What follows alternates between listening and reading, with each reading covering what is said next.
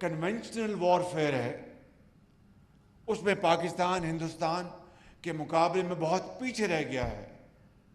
اس جنگ نے وہ جو ایک کنفیوژن تھا، ابہام تھا، اس کو بھی غلط ثابت کر دیا، اور کہیں بھی خدا نہ خواستہ نیوکلر جو ہمارے ہتھیار ہیں اس کی دور دور تک اس کی ہمیں ضرورت نہیں پڑی تھی، نہ کبھی انشاءاللہ امید ہے قیامت تک پڑے گی.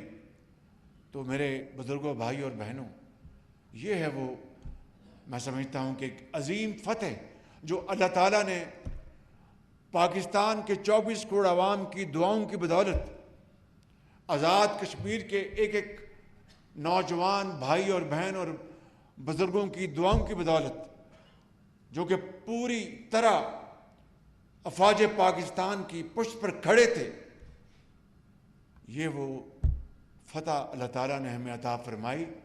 اور اسی لیے یہ شعر اقبال نے کہا تھا شاید اسی دن کے لیے، فرد قائم ربط ملت سے ہے تنہا کچھ نہیں.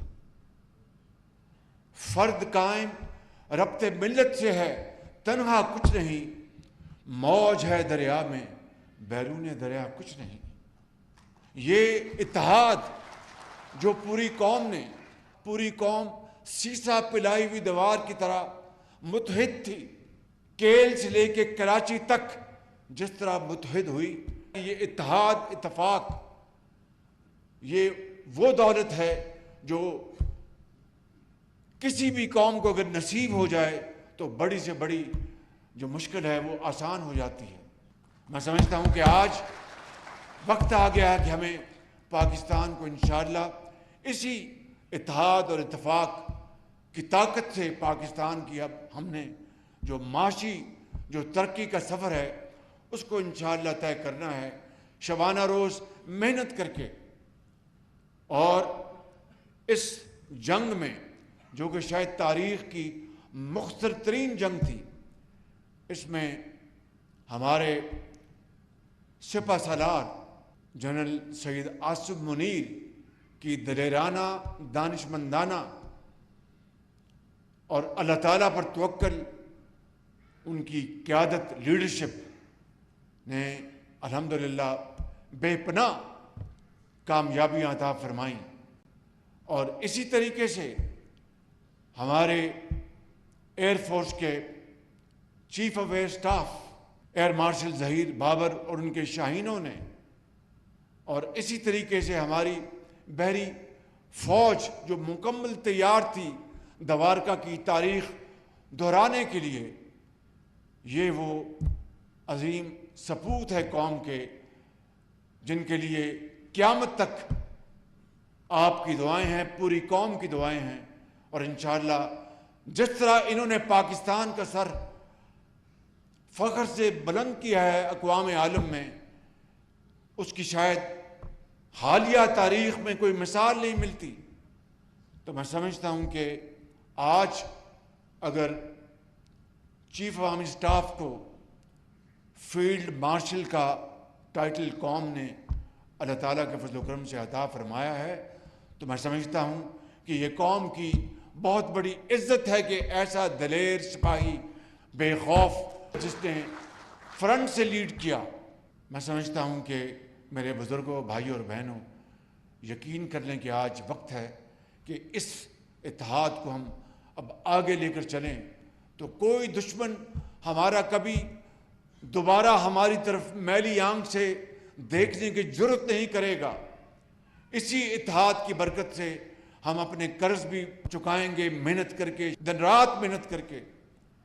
آج اگر IMF یہاں پر آیا اس کا وقت اسلام آباد میں، تو وہ تعریف کر رہا ہے پاکستان کی کہ جناب بڑی آپ نے محنت سے دوبارہ اکانومی کو اسٹیبلائز کیا ہے. تعریف اس وقت ہوگی جب قرضوں کی زندگی سے یہ قوم چھٹکارا حاصل کرے گی اور خود انشاءاللہ مل کر ایک فولادی قوم بنے گی. اور وہ وقت آئے کہ ہم ہاتھ اس طرح نہیں بلکہ اس طرح کریں. اور یہ ممکن ہے. کس طرح ممکن ہے کہ ایک ہی طریقے سے کہ دن رات محنت کریں. تمنا آبرو کی ہے اگر گلزار ہستی میں، تمنا آبرو کی ہے اگر گلزار ہستی میں تو کانٹوں میں الجھ کر زندگی کرنے کی خو کر لے، اور نہیں یہ شان خودداری چمن سے توڑ کر تجھ کو کوئی دستار میں رکھ لے، کو زیب گلو کر لے۔ تو میرے بزرگوں، بھائیوں اور بہنوں، میں آج آپ کے پاس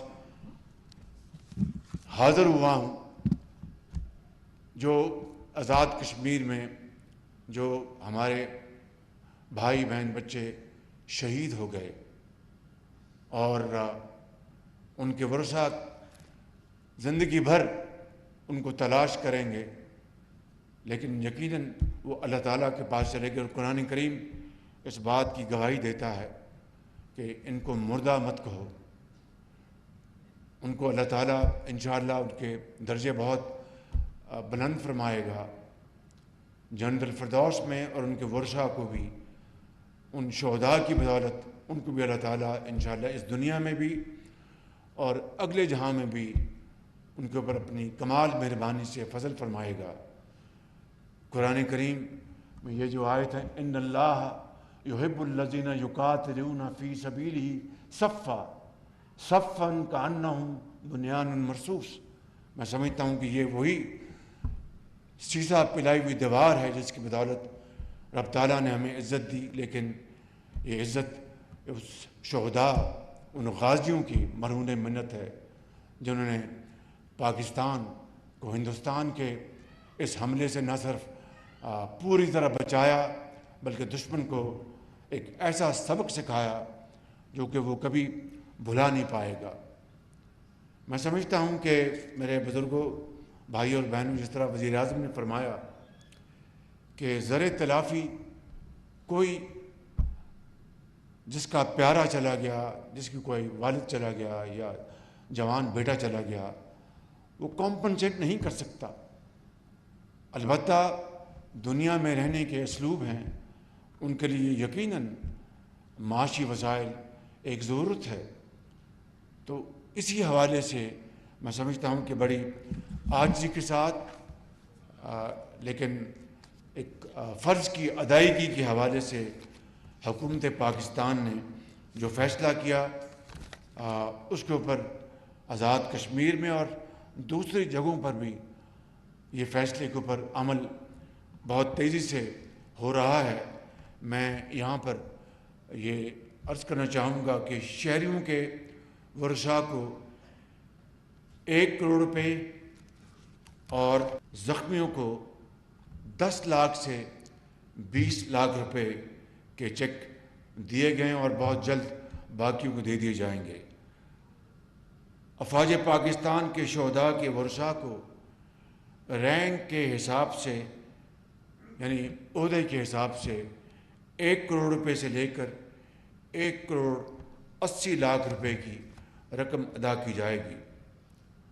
شہداء کے ورثاء کو گھر کی سہولت کے لیے عہدے کے حوالے سے 1 کروڑ 90 لاکھ روپے سے لے کر 4 کروڑ 20 لاکھ روپے دیے جائیں گے۔ شہداء کی ریٹائرمنٹ کی تاریخ تک ان کی مکمل تنخواہ مما الاؤنسز جاری رہیں گی۔ شہداء کے بچوں کو گریجویشن تک مفت تعلیم مہیا کی جائے گی۔ شہداء کی صاحبزادی کی شادی کے لیے 10 لاکھ روپے کی میرج گرانٹ دی جائے گی۔ افواج پاکستان کے زخمی ہونے والے ان کو 20 لاکھ روپے سے 50 لاکھ روپے فی قسط دیے جائیں گے۔ یہ پیکج جس طرح میں نے عرض کی کہ انتہائی عاجزی سے ہم یہ پیش کر رہے ہیں، اس میں کوئی نمود و نمائش نہیں، اس میں کوئی پبلسٹی کا اینگل نہیں۔ یہ فرض ہے ہر حکومت کا ان اپنے عظیم شہداء کے ورثاء کے لیے اور غازیوں کے لیے، زخمیوں کے لیے جو وطن کی خاطر اپنی جانوں کی نذرانہ پیش کرتے ہیں۔ میرے بزرگوں، بھائیوں اور بہنوں، ختاماً میں یہ کہوں گا کہ کشمیریوں کی آزادی کے لیے پاکستان کی ہر حکومت نے بھرپور آواز اٹھائی، اور سفارتکاری میں بھرپور ساتھ دیا، پولیٹیکل سپورٹ دی، اور ہر لحاظ سے اپنے کشمیریوں کے ساتھ ہر حکومت کھڑی رہی۔ میں یہاں پر انتہائی عاجزی سے مگر بڑے جوش کے ساتھ یہ کہنا چاہتا ہوں کہ 24 کروڑ عوام کی پوری دعائیں کشمیری بھائیوں کے ساتھ ہیں، بہنوں کے ساتھ ہیں، جو دہائیوں سے وہاں پر بے پناہ ظلم برداشت کر رہے ہیں۔ کشمیر کی وادی ان کے خون سے سرخ ہو گئی ہے، اور تہاڑ جیل اور نہ جانے کہاں کہاں ان کے اوپر ظلم و ستم کے پہاڑ توڑے جا رہے ہیں، لیکن وہ آج بھی اپنے حق کے لیے چٹان کی طرح کھڑے ہیں۔ میں سمجھتا ہوں کہ پاکستان کم از کم یہ کر سکتا ہے کہ جب تک کشمیریوں کو سیکورٹی کونسل کی قراردادوں کے مطابق ان کو ان کا اپنا حق کے خود ارادیت نہیں مل جاتا، پاکستان کشمیریوں کا برابر ساتھ دیتا رہے گا، اور انشاءاللہ اس بارے میں ذرا خم نہیں آئے گا، کوئی دوری نہیں آئے گی۔ میں بغیر خود نمائی کے یہ کہنا چاہتا ہوں، میرے بڑے بھائی میاں محمد نواز شریف نے ہمیشہ کشمیریوں کے لیے بھرپور آواز اٹھائی۔ میں پچھلے سال جب UN میں گیا، وہاں پر کشمیری بھائیوں اور بہنوں کے لیے بھرپور آواز اٹھائی۔